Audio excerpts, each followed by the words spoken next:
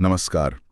आज हम एक ऐसी फिल्म की गहराई में उतर रहे हैं जो रिलीज होते ही सिर्फ एक हिट नहीं बल्कि एक भावनात्मक ज्वार बन गई है। हाँ, असमिया फिल्म रोई रोई बिनालय। बिल्कुल। और ये सिर्फ एक फिल्म नहीं है, ये दिवंगत बेहद प्रतिभाशाली कलाकार जुबिन गर्ग की आखिरी सिनेमैटिक परफॉर्मेंस है और दर्शक इससे इस कदर जुड़ रहे हैं जिसकी मिसाल मिलना मुश्किल है। बिल्कुल, ये एक असाधारण घटना है, सही कहा आपने। ये महज बॉक्स ऑफिस के आंकड़ों की कहानी नहीं है। ये एक कलाकार, उसकी विरासत और उसके चाहने वालों के बीच के गहरे रिश्ते की कहानी है। आज हम जो भी उपलब्ध स्रोत हैं हमारे पास, जैसे बॉक्स ऑफिस की रिपोर्ट्स हैं, अलग अलग रिव्यूज हैं और दर्शकों की प्रतिक्रियाएं जो सोशल मीडिया से लेकर जमीन तक फैली हुई हैं, उनके आधार पर इस पूरे फिनोमेनॉन को समझने की कोशिश करेंगे। हाँ, हमारा मकसद भी यही है कि आखिर इस फिल्म में ऐसा क्या है जो सीधे दिलों को भेद रहा है। इसका बॉक्स ऑफिस पर ये जो प्रदर्शन है, क्या ये सिर्फ भावनाओं का उबाल है या कुछ और भी है? और जुबिन गर्ग के साथ लोगों का ये जो अटूट रिश्ता है, वो कैसे सफलता को गढ़ रहा है। ठीक है, तो चलिए इसको खोलना शुरू करते हैं। हाँ, जरूर। शुरुआत करते हैं उन आंकड़ों से जो किसी भी क्षेत्रीय सिनेमा के लिए आप कह सकते हैं चौंकाने वाले हैं। इसका बॉक्स ऑफिस प्रदर्शन। चौंकाने वाले कहना भी शायद कम होगा। हमारे पास जो रिपोर्ट्स हैं, हाँ, उनमें थोड़ा बहुत अंतर जरूर है, लेकिन तस्वीर तो एकदम साफ है। जी। एक रिपोर्ट बताती है कि फिल्म ने रिलीज के महज 5 दिनों के अंदर ही लगभग 12 करोड़ 75 लाख रुपए का ग्रॉस कलेक्शन कर लिया था। ग्रॉस मतलब टिकट बिक्री से हुई कुल आमदनी। और एक दूसरी रिपोर्ट है जो 4 दिनों का आंकड़ा देती है नेट कलेक्शन, करीब 7 करोड़ 75 लाख रुपए। Net collection? हाँ, नेट मतलब टैक्स वगैरह हटाकर। और ग्रॉस कलेक्शन 9 करोड़ 14 लाख रुपए। अब इन आंकड़ों को इस नजरिए से देखिए कि फिल्म का बजट कितना था। हाँ, वो तो बहुत कम था शायद। लगभग 3.5 करोड़ रुपए बताया जा रहा है। एक सूत्र ने तो 5.5 करोड़ 10 लाख का जिक्र भी किया है। अरे बाप रे, यानी 4-5 दिनों में ही फिल्म ने अपनी लागत से कई ज्यादा कमा लिया। एग्जैक्टली। ये किसी भी पैमाने पर जबरदस्त है। मतलब असमिया फिल्म इंडस्ट्री के संदर्भ में तो ये ऐतिहासिक है शायद। बिल्कुल। ये सिर्फ नंबर नहीं है, ये इस बात का सबूत है कि कुछ बहुत असाधारण हो रहा है। असम के सिनेमा हॉल्स में सोचिए, पहले दिन से 100% ऑक्यूपेंसी। कमाल है। रिलीज के कई दिन गुजर जाने के बाद भी शोज हाउसफुल चल रहे हैं। अगले हफ्ते की टिकटों की एडवांस बुकिंग धड़ल्ले से हो रही है। ये सब जुबिन गर्ग के प्रति लोगों का जो गहरा लगाव है, जो सम्मान है, उसको दिखाता है। और इसमें एक दिलचस्प बात और है, जैसा कुछ रिपोर्ट्स में इशारा मिल रहा है कि असम में शायद 1 महीने तक रोई रोई बिनाले के अलावा किसी और नई फिल्म को रिलीज करने की अनुमति नहीं दी गई है। ये सच है क्या? हाँ, ऐसी खबरें हैं। ये एक बड़ा कदम है अगर ऐसा हुआ है तो। हाँ, है तो बड़ा। और ये सीधे जुबिन गर्ग की उस सोच से जुड़ता है जिसके बारे में वो अक्सर बात करते थे। क्या सोच थी उनकी? वो हमेशा कहते थे कि असम के लोगों को पहले अपनी यानी असमिया फिल्मों को प्राथमिकता देनी चाहिए, उन्हें देखना चाहिए, उनका समर्थन करना चाहिए। उसके बाद ही बॉलीवुड या दक्षिण भारतीय फिल्मों की बारी आनी चाहिए। अच्छा। तो ये जो नो रिलीज वाली बात है, अगर ये सच है तो एक तरह से उनकी इसी अपील का सम्मान माना जा सकता है। हालांकि देखिए, इसके अपने व्यावसायिक पहलू और इंडस्ट्री पर असर भी होंगे जिन पर बहस हो सकती है, पर यह कनेक्शन साफ दिखता है। लेकिन ये जो समर्थन है, क्या ये सिर्फ असम तक ही सीमित है या बाहर भी इसका असर है? बिल्कुल नहीं। यही तो इस घटना को और भी ज्यादा उल्लेखनीय बनाता है। दर्शकों की प्रतिक्रियाएं हर जगह से आ रही हैं और वे बेहद भावुक हैं। अच्छा। असम के बाहर जहां भी फिल्म लगी है, थिएटर भर रहे हैं। लोग फिल्म देखते हुए रो रहे हैं, सोशल मीडिया पर अपने अनुभव लिख रहे हैं। ये सिर्फ मनोरंजन नहीं रह गया है, अब ये एक तरह की सामूहिक श्रद्धांजलि जैसा बन गया है। मैंने भी ऐसी कई प्रतिक्रियाएं पढ़ी। एक दर्शक ने लिखा कि यह सोचना ही कितना अजीब और दुखद है कि जिस इंसान को आप पर्दे पर हंसते, गाते, अभिनय करते देख रहे हैं, वो असल जिंदगी में अब हमारे बीच नहीं है।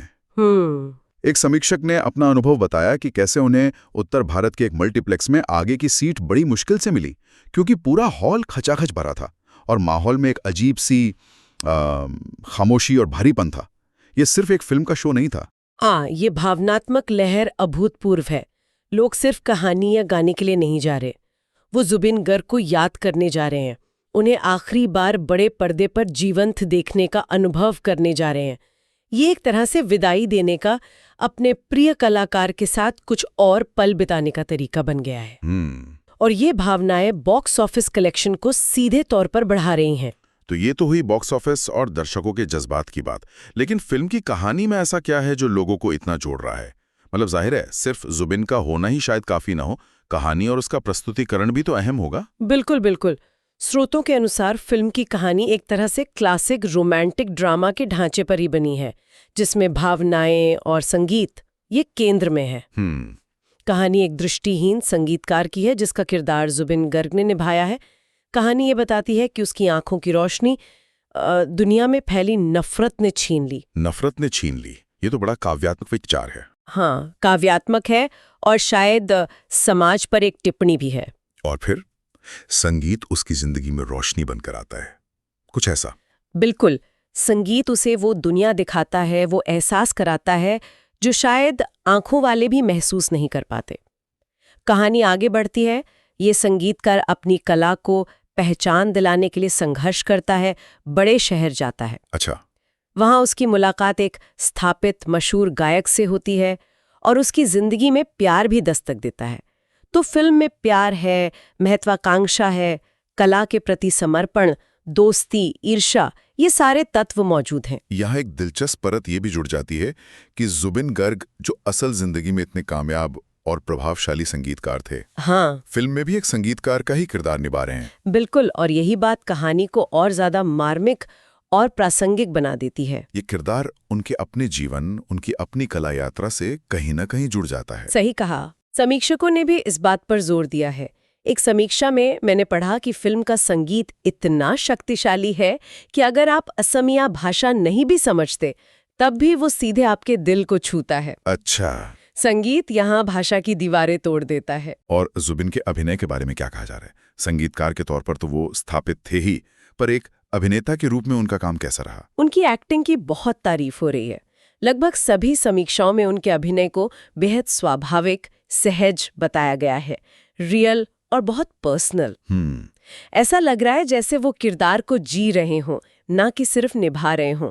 एक समीक्षक ने लिखा कि हर सीन में जुबिन अनफिल्टर्ड, रियल, नेचुरल और पर्सनल महसूस हो रहे थे। एक दृष्टिहीन का किरदार निभाना वैसे भी चुनौतीपूर्ण होता है, उसे इतनी सहजता से निभाना।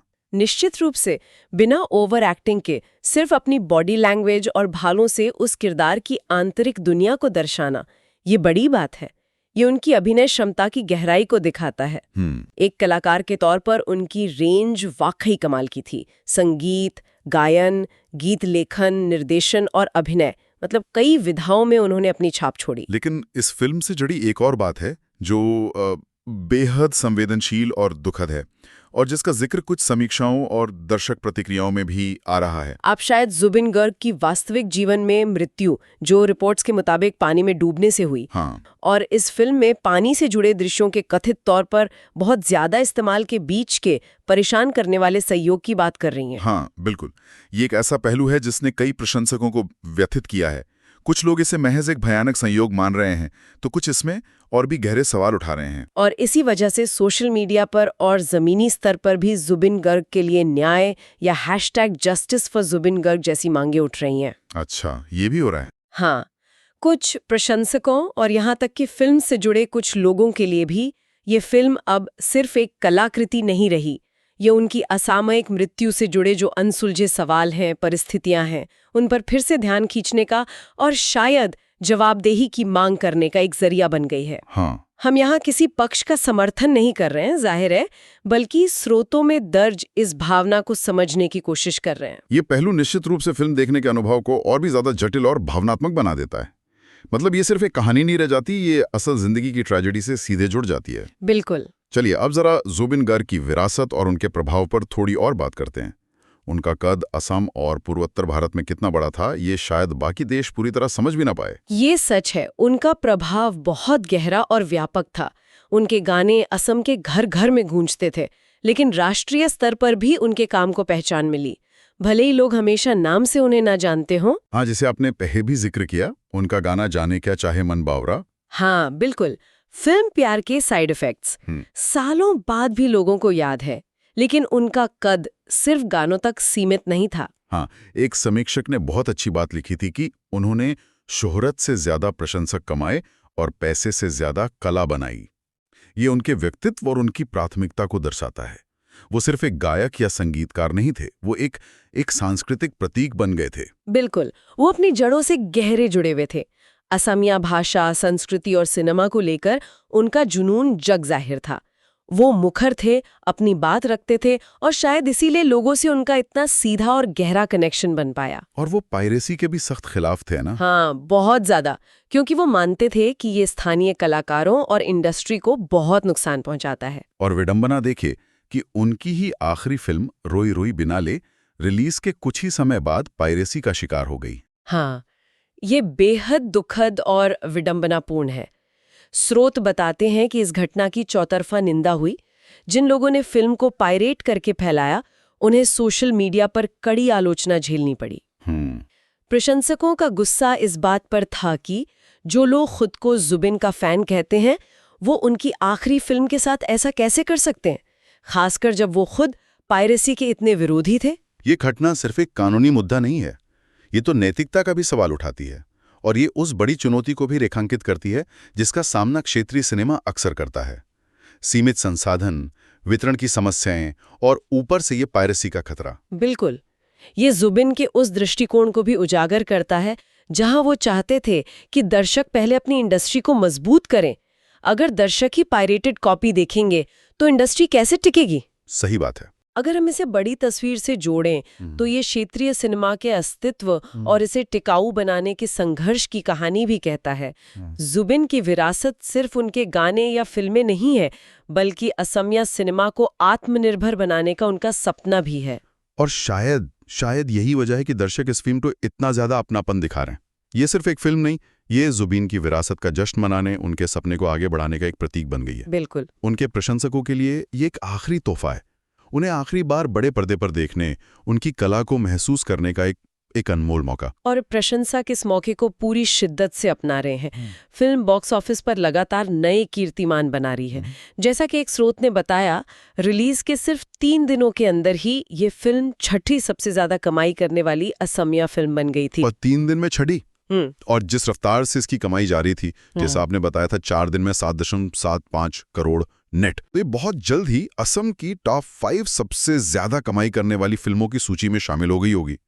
इसने तो 4 दिनों में ही अपने बजट लगभग 5 करोड़ से ज्यादा नेट कमाई 7.75 करोड़ कर ली थी और हिट का दर्जा हासिल कर लिया था। हाँ, ये दिखाता है कि भावनात्मक जुड़ाव कितना शक्तिशाली व्यापारिक बल भी बन सकता है। एक अद्भुत संगम है ये कला, भावनाएं और व्यापारिक सफलता का। तो हमने इस पूरी चर्चा में देखा कि रोई रोई बिनाले महज एक फिल्म नहीं है, ये एक सांस्कृतिक घटना है, एक भावनात्मक अनुभव है, एक श्रद्धांजलि है। बिल्कुल। इसकी अभूतपूर्व सफलता के पीछे कई परतें हैं।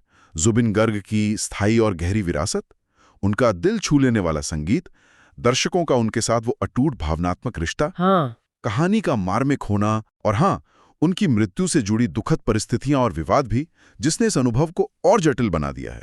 बिल्कुल। बॉक्स ऑफिस के रिकॉर्ड तोड़ आंकड़े, सिनेमा हॉल्स के बाहर लगी वो लंबी कतारें, दर्शकों के आंसू, सोशल मीडिया पर उमड़ती भावनाएं, ये सब मिलकर एक ही कहानी कह रहे हैं। ये फिल्म जुबिन गर्ग के प्रति असम और उसके बाहर के लोगों के असीम प्यार और सम्मान का प्रतीक बन गई है। तो इसका मतलब क्या है? ये दिखाता है कि एक कलाकार का प्रभाव भौगोलिक सीमाओं या तथाकथित मुख्यधारा की चकाचौंध का मोहताज नहीं होता। असली कनेक्शन दिल से दिल का होता है, कला से आत्मा का होता है। सही कहा। और यहीं पर एक सवाल उभरता है, एक विचार जो हम अपने श्रोताओं के मन में छोड़ना चाहेंगे। जुबिन गर्ग ने जिस तरह का जबरदस्त क्षेत्रीय प्रेम, सम्मान और प्रभाव हासिल किया, वो शायद देशव्यापी मुख्यधारा की प्रसिद्धि से भी कहीं ज्यादा गहरा, ज्यादा व्यक्तिगत और ज्यादा टिकाऊ साबित हुआ। हाँ, ये सोचने वाली बात है। ये किसी कलाकार, उसकी कला और उसके विशिष्ट दर्शक वर्ग या समुदाय, खासकर असम जैसे क्षेत्र में, जहां अपनी पहचान और संस्कृति को लेकर एक तीव्र भावना है, के बीच के अनूठे रिश्ते की प्रकृति के बारे में हमें क्या सिखाता है। विशेषकर भारत जैसे विविधता से भरे देश में, जहां अनगिनत ऐसी क्षेत्रीय